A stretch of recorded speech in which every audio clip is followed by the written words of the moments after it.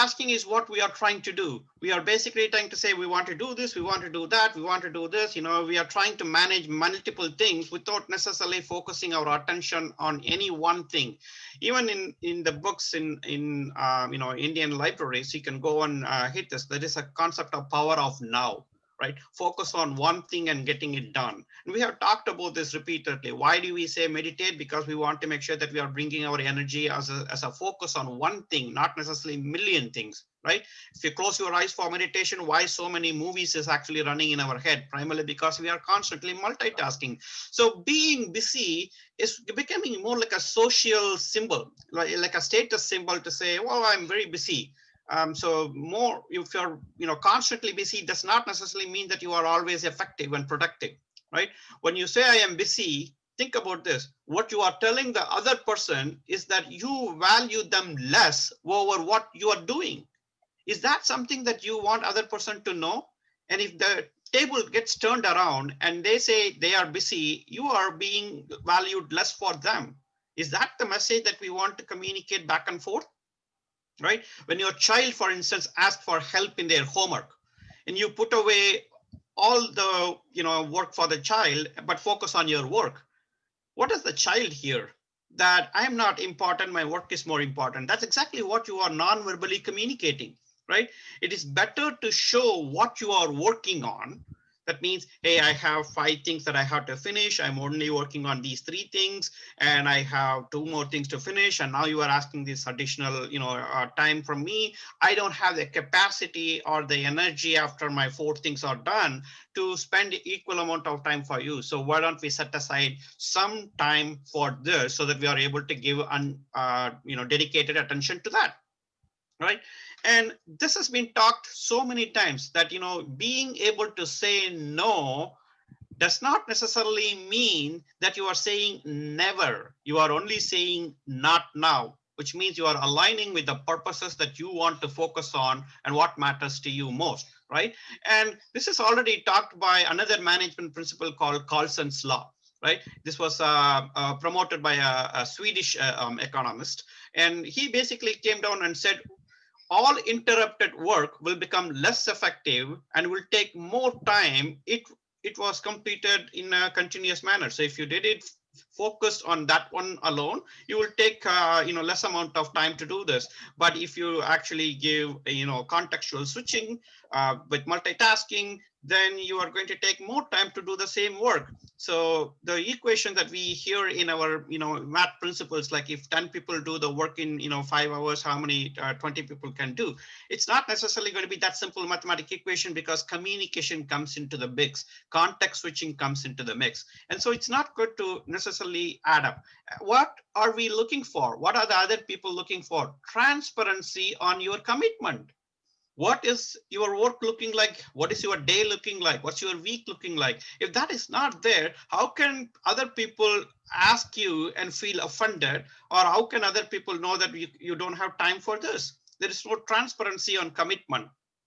We talk about this in Agile principles, like, transparency to be available for your backlog, right? And so let's move on to the next one, which is going to be today is bad. Right? That's another third excuse that people give. Today is bad, right? Now, if you don't have time today and you are busy already, tell me, how is tomorrow going to be any better? Right? If you have taken for the fact that it is time and busy that you are constantly struggling with, it's a fact, because you are dealing with that on a daily basis. But the fact that you are dealing with it does not necessarily mean that it is actually true. How prepared will you be when you are going to be available for the future today, which is tomorrow, day after, whatever be the time, the future tomorrow, today?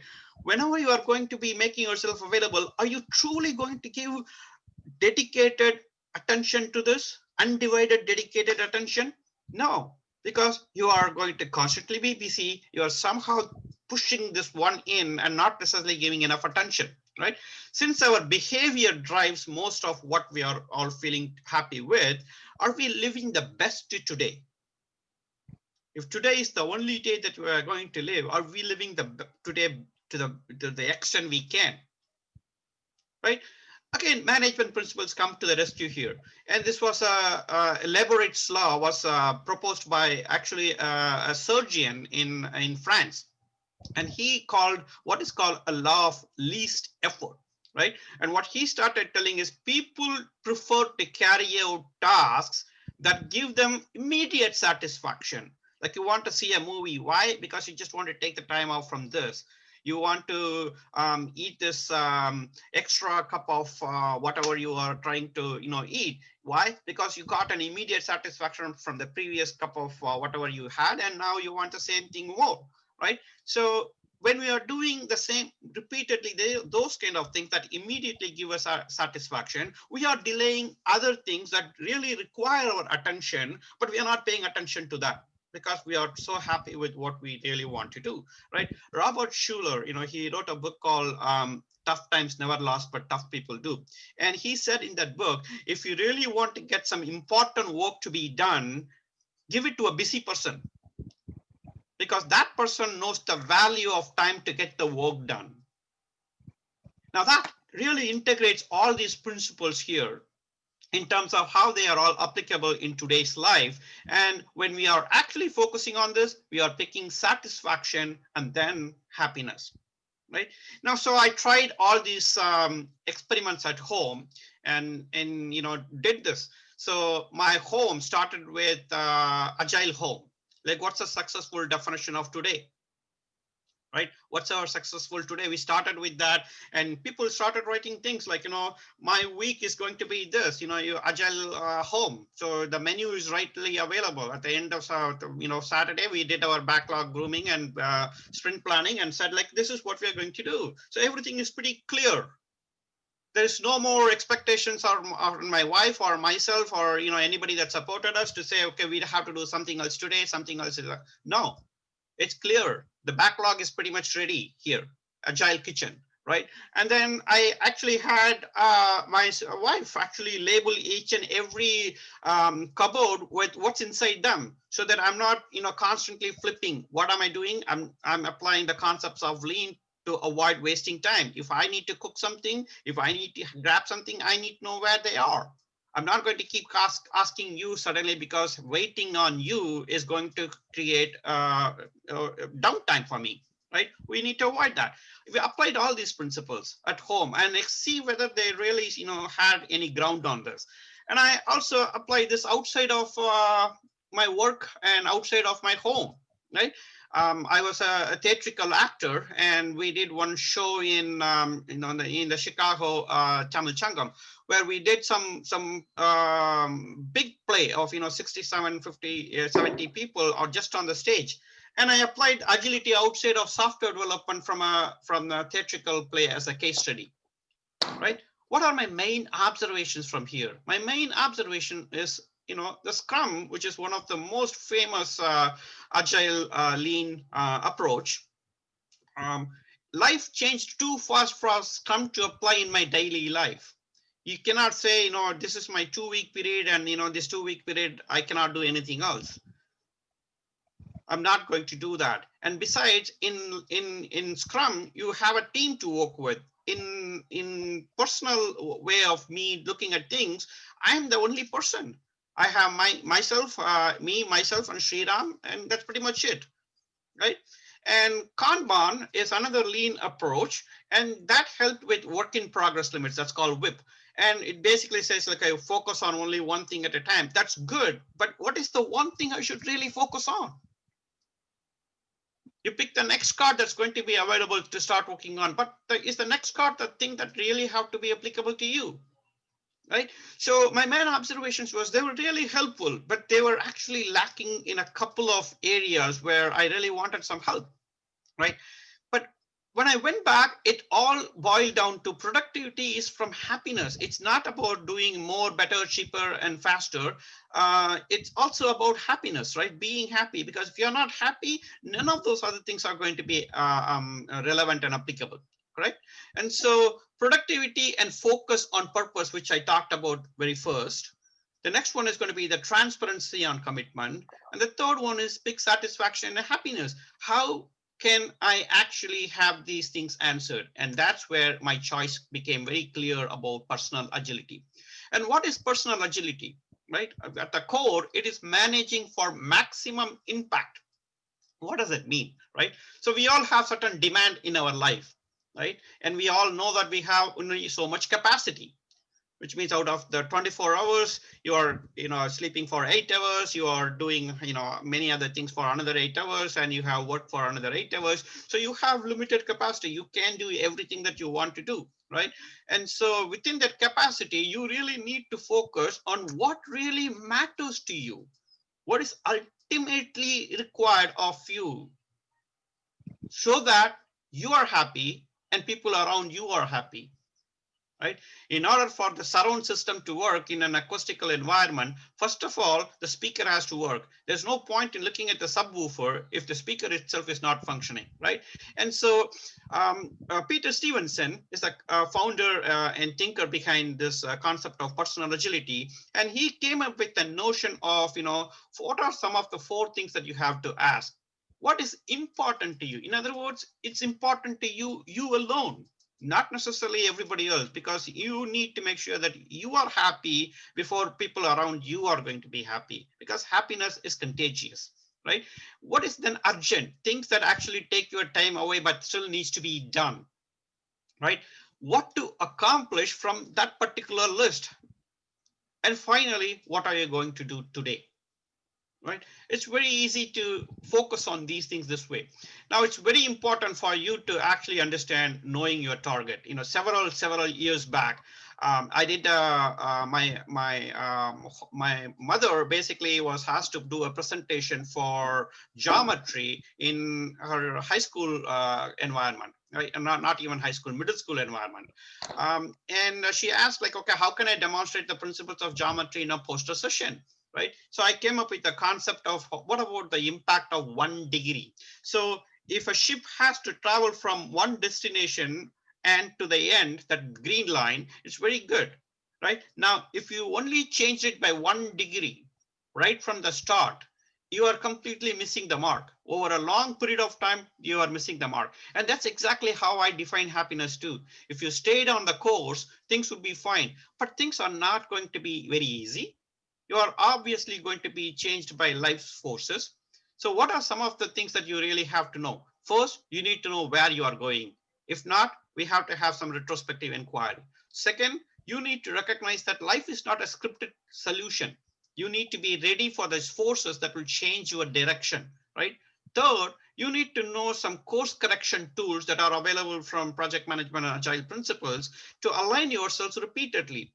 Finally, you need to know who will support you along your journey. If these things are not there, you are never going to be able to get to your target very clearly, or you will reach a target where you are not happy. And now you scratch your head, why am I not happy? Right? Now, there are 6 questions and one simple event that personal agility actually promotes. And that's going to be this way, right? What really matters to me? You need to have that question asked yourself, right? Then what did I do last week? A lot of times people don't know what it is.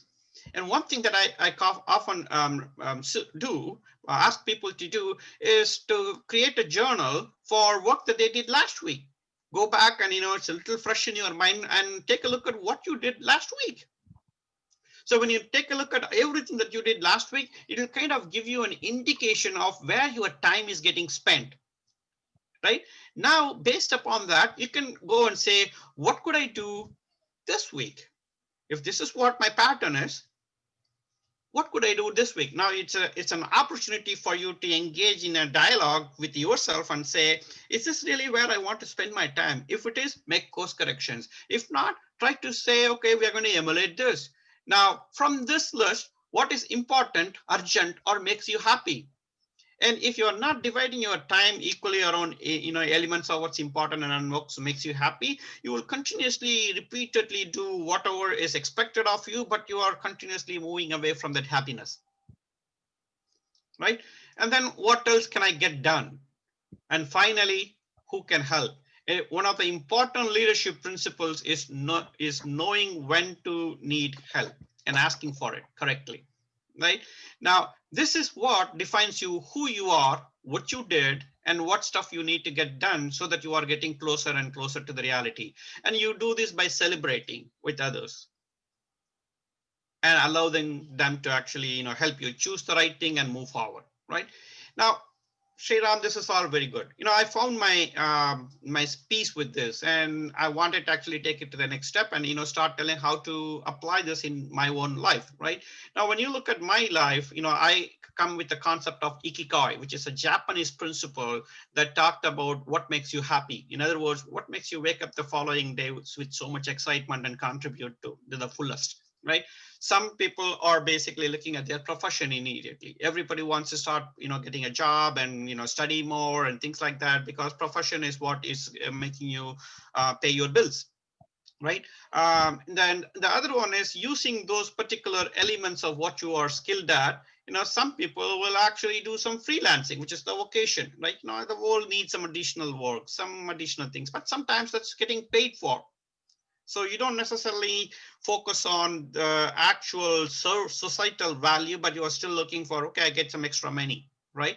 And if you take it a few additional steps above, it's called passion. What you're good at, because you are good at consulting, you are good at teaching, you are good at software development or website or whatever be it, you are creating a passion for it. And as a result of that passion, you are trying to do more of those good things. I'm volunteering somewhere, I'm trying to help other things, I'm writing my blog, so what are we all doing here as TMA principals here? The Trivandrum Management Association is bringing all of us together because we are passionate about what we are trying to do here, right? And then we are moving into the mission. At the end of the day, what kind of topics to choose? How do we actually promote value? How do we make sure that our membership is good? How do we make sure that we serve a societal cause that's much beyond us? That's going to be what the world needs and the mission. Right? This is the definition of how Ikigai is formed. And the more you are focused on the passion, mission, profession, and vocation, the more you are going to be a full, complete circle. So I took this and said, okay, how does this apply to me? Right? So profession is my paid work. I do consulting and I teach. That became my one of my charters. The next one is going to be vocation. Is going to be where I'm spending more and more time on volunteering and research. Nobody paid for me to publish all those extra articles. Nobody paid for me to actually spend my time to work on those experiments and publish those frameworks, right? It's constantly making sure that the world is a better place in any shape or form, making a difference, right? And then passion. Well, I started looking into both these things and say, well, the people need some, cost-effective solutions for continuously improving themselves, looking for different ways of doing things, and things of that nature. So that's when I started doing training, coaching, speaking, and writing. These things that I'm actually doing as part of my own business here. And finally, the mission.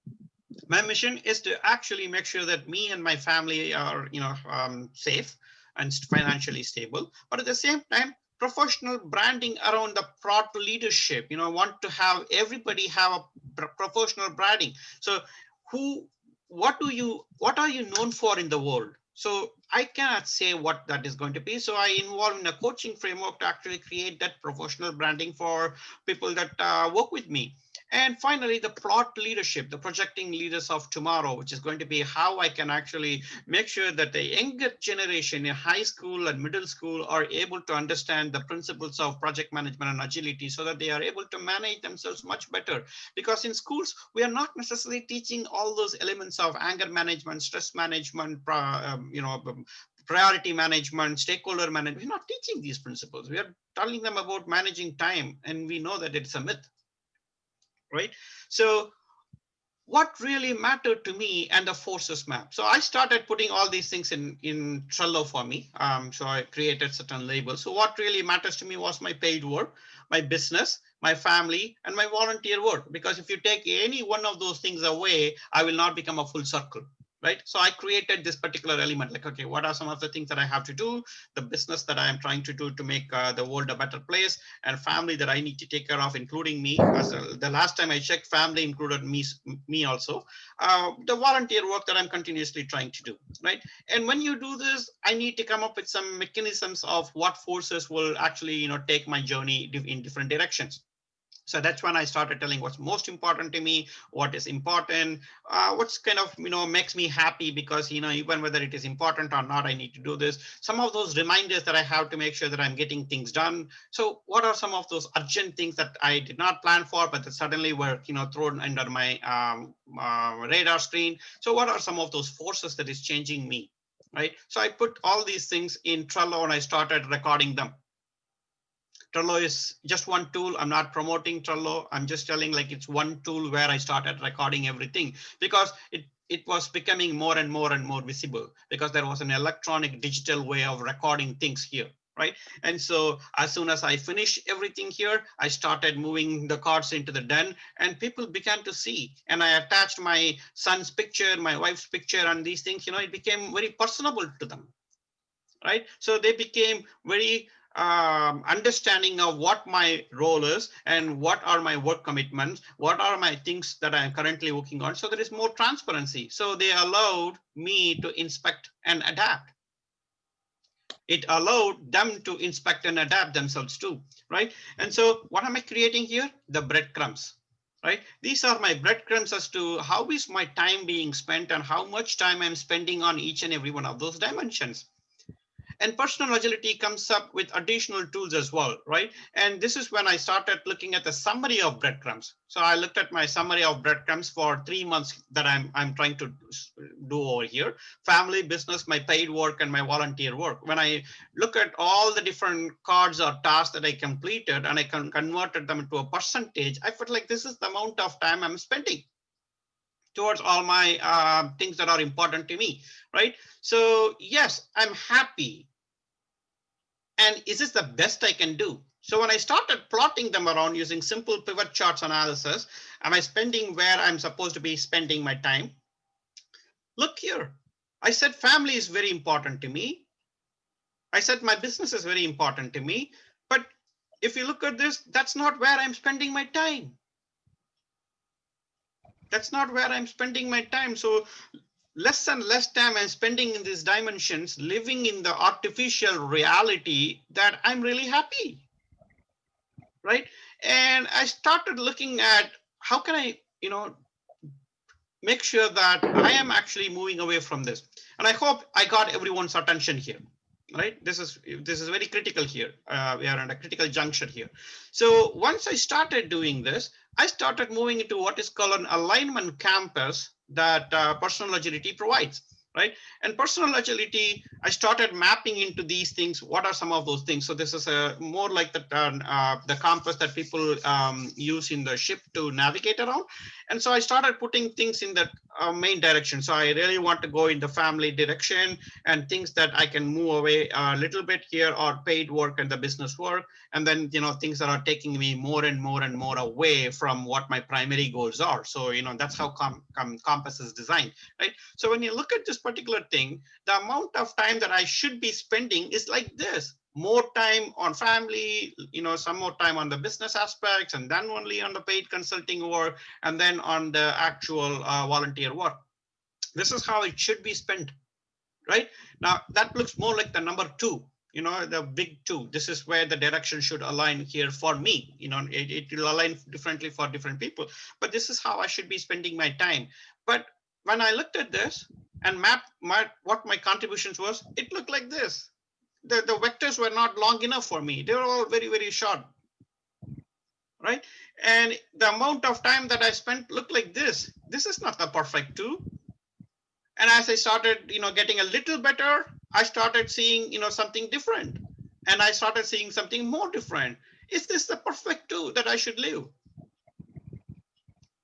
So I started investigating myself, go in deeper into myself and say, okay, what am I doing here, which is taking time away from what really matters to me? So understand the forces that is taking the time away from me, right? When I did this, I came up with some earth revealing iterations or knowledge, right? First of all, understand where my family wants the support, not what I think I want to support my family with, but what do they want that I can provide. So putting everything from other people's perspective, I started feeling like, oh, if I do this, I'll be happy. But that's not necessarily making family happy.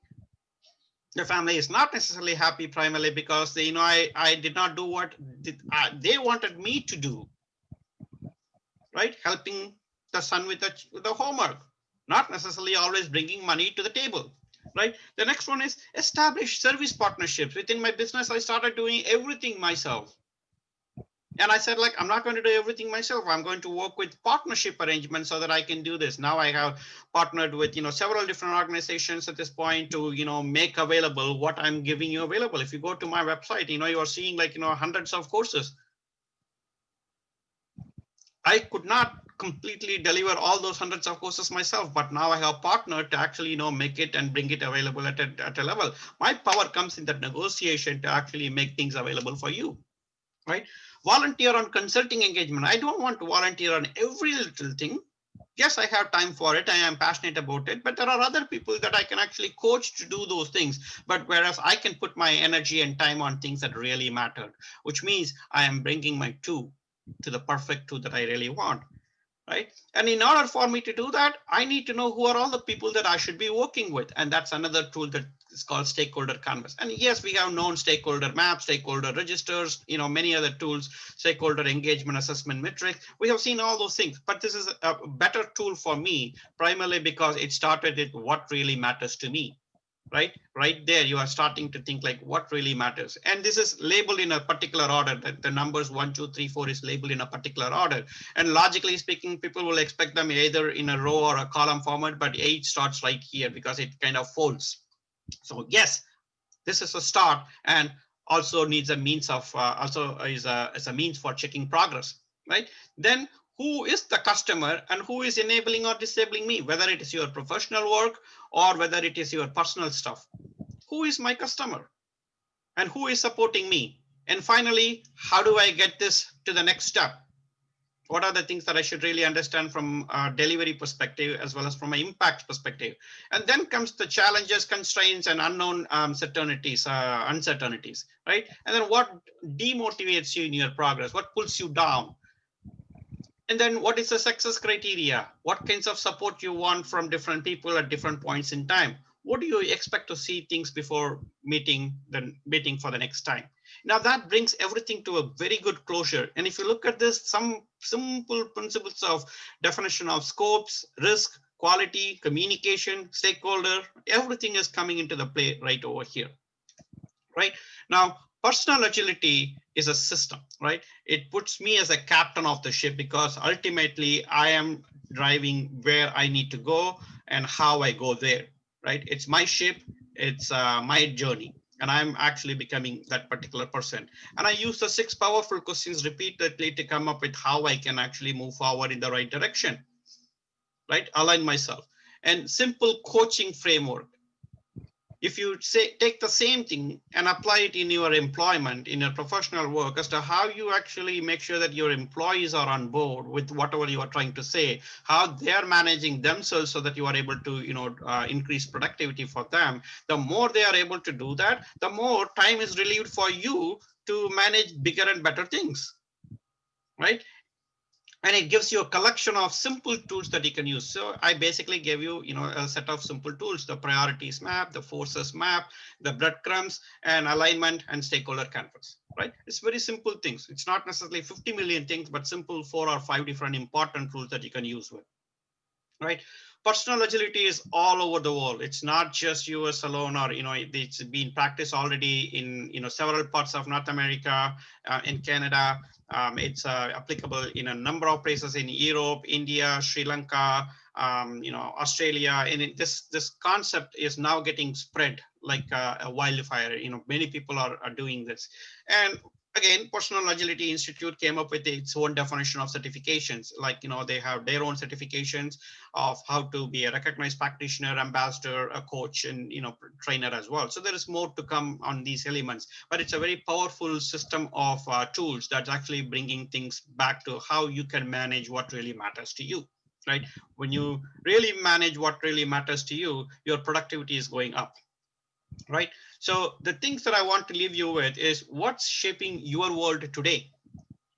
What are your priorities? Now, I don't immediately start answering questions like this. This is thoughtful questions for you to reflect and see how you can make a difference, right? What are your priorities? What forces is supporting or distracting you in your progress? And how can you bring alignment to what matters to you? And finally, who are all the people you are working with to make sure that they support your journey in what really matters to you, right? Now, this is what I'm trying to leave you with as a thought. And if you have any questions, please contact me at this point. And again, there was a little bit of a challenge with somebody scribbling on the presentation and bombing the presentation. But I hope I was able to get most of the important information across to you. Thank you to everyone. Now I'm going to turn the mic over, and you are more than happy to ask any questions at this point. And thank you very much. Thank you very much. Am I Thank audible? you. Thank you. Am I audible? Yes, you are very audible. Yes. Yeah, Elizabeth. This is a fantastic presentation. The interruption is not a matter. That was not came up. Actually, Dr. Sriram, it is a very wonderful presentation, and it is an eye-opener for us.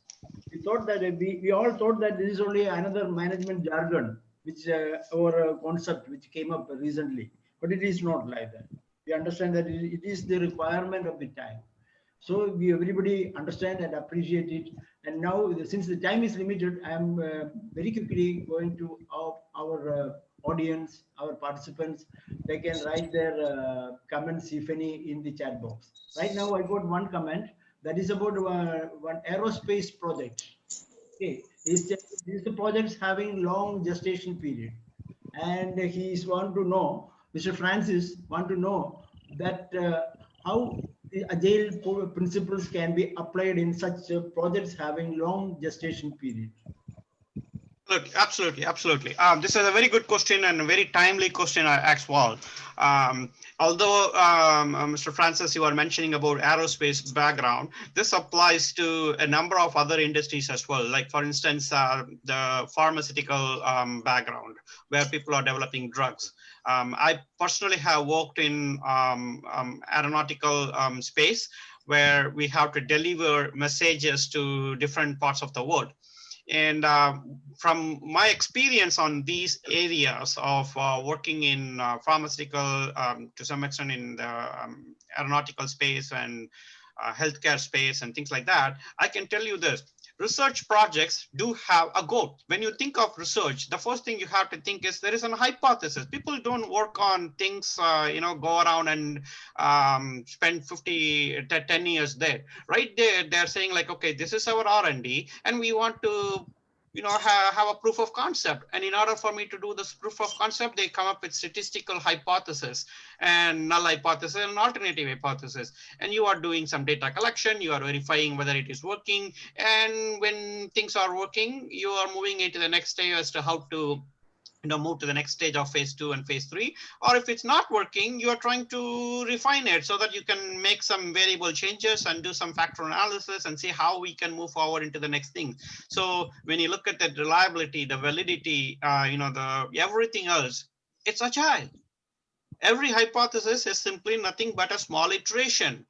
And you are putting all your energy only into that particular focus. And once that hypothesis is proven, you are moving into the next stage of what lessons you learn from that hypothesis. We can make people changes, process changes, technology changes, whatever it is, organizational changes, and you are moving into this. This is how we are actually creating a vaccine right now from phase 1 when we are studying toxicology and pharmacology, and then the first human dose, and then you are moving into the FDA or clinical submission. Same process applies over here in the aeronautical space as well. It just differs on how we are changing our mindset around it rather than yielding to it. I hope I was able to answer that, Francis, to you. Thank you, sir. Thank you. Any Sure. other questions? Hello. I think there is another question here about, is an aggregator model or negotiation the best way forward for the personal agility system as a leader or CEO of the firm? I'm not too sure about what you meant here as an aggregation model, but I can understand from a negotiation perspective.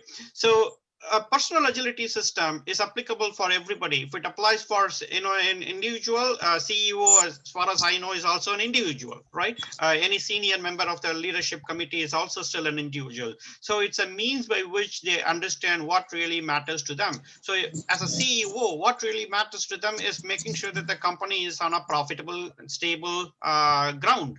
And that is what is going to really matters to them. And who are the people that CEO is going to bring along with that journey? The senior directors or the vice presidents or the senior vice presidents or whatever that immediate middle management group is. You need to convince them that what you are trying to do is really important for the long-term health of the company. And once you have convinced other people, the middle management layer, they are on the charter to actually move forward. So a good leader is also a servant leader, making sure that you are giving the transformational experience to those people so that the life can continue to move on even without you being present. Apple didn't stop just because Steve Jobs passed away. Microsoft didn't stop just because Bill Gates is no longer the CEO, right? Things will continue to move forward, but a new leadership will come with a new mantra, a new idea of doing things, but the journey should go on. Journey should continue. So how you are actually defining what really matters to that particular snapshot in time, and how you are positioning people so that you are lobbying them for support and bringing that inspirational motivation around that and influence them to do what you are seeing them fit. At the same time, you don't want to compromise your own happiness too. So yes, this model will definitely apply because it is not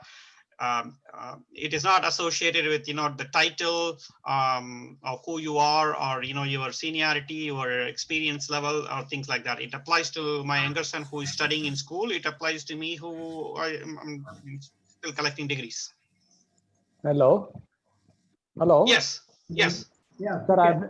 Sriram sir, I'm Nahas on the line. Yeah. Yes, Has. Sir, my question regarding the pharmaceutical. You have talked about the pharmaceutical in that area. That's now there are unforeseen changes happening in the world due to this COVID and all. Yes. But then now the pharmaceutical, with my experience, I know that I'm in the pharmaceutical industry for many years. So I know that the pharmaceutical is divided into three categories: area, the pharma, biopharma, and lab. In which area this personal agility is more powerful and more effective, sir? Because you have talked about a very like an experienced guy, you know that it is very well about pharmaceutical industry. In which area it is applicable, sir? Personal agility, pharma, biopharma, or in the laboratory side? It is applicable on all areas. It is about people. Personal agility is for the individual. It's for you and me. It's not associated with any specific industry itself. Because when you look at the actual things about stakeholder, what really matters to me, family, the forces that change, the importance, the urgency, and things like that. None of those things is associated with any specific industry itself. So it's all about wherever people are, this personal agility system will apply. Okay. So it can apply in the clinical model. I have already seen people that are using it in the clinical setting. I already applied it in a personal, at the pharmaceutical level. I've talked to people at the biopharma level as well. So, it applies to wherever there are people who are willing to give a different mindset change.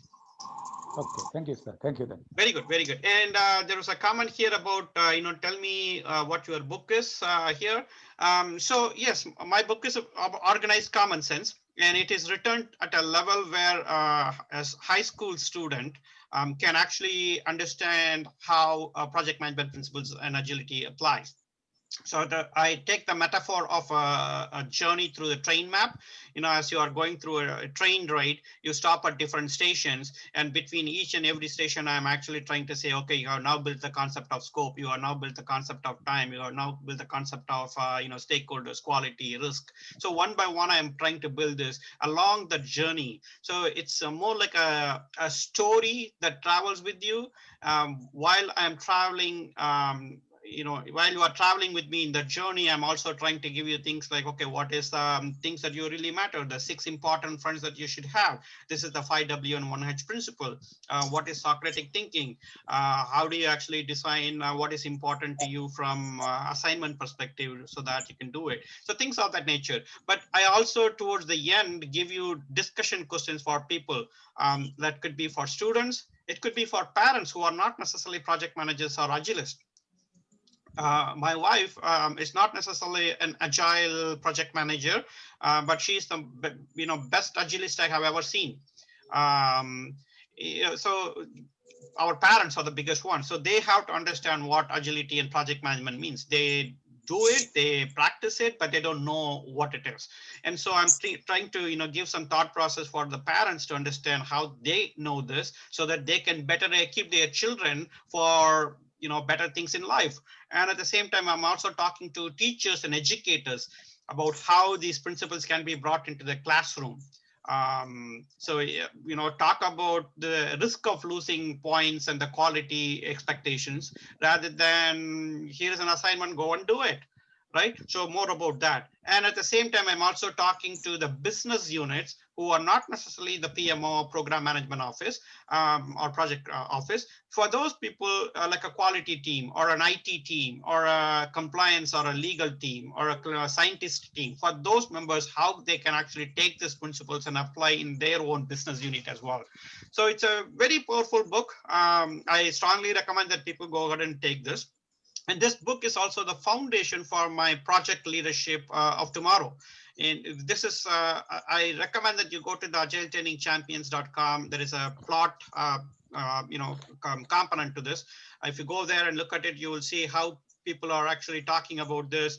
What are some of the things that the 21st century skills people are requiring in today's children? More and more testimonials and more courses that I'm trying to teach as well there. And some of these things that I'm talking here, I have already introduced to the younger children. The 8th grade, 9th grade children are actually getting exposed to things that I'm talking right over here. So the more we better equip everybody else around us, the better. Again, I request that you go and take a look at this. And the courses that I have available, and the initiatives that I'm really trying to support. And if you have more questions, please don't hesitate to let me know. Anything else? I believe I have answered all the questions here, but anything else?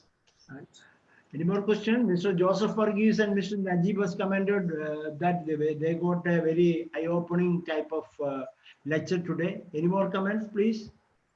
Any more questions? If not, I will come to my responsibility to say what of thanks. Okay, sir.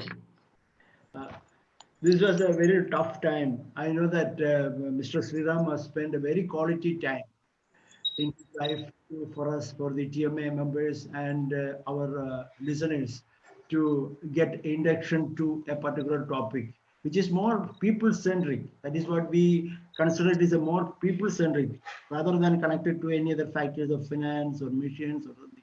So there are a lot of legislative framework or a legislative mindset also has to be created among the policymakers to make the agile principles as to thrive in modern organization. As Mr. Francis also pointed out, there are big organizations which was laying their foundation on very strong ethos that was created over. But what we propagate is a people-centric approach.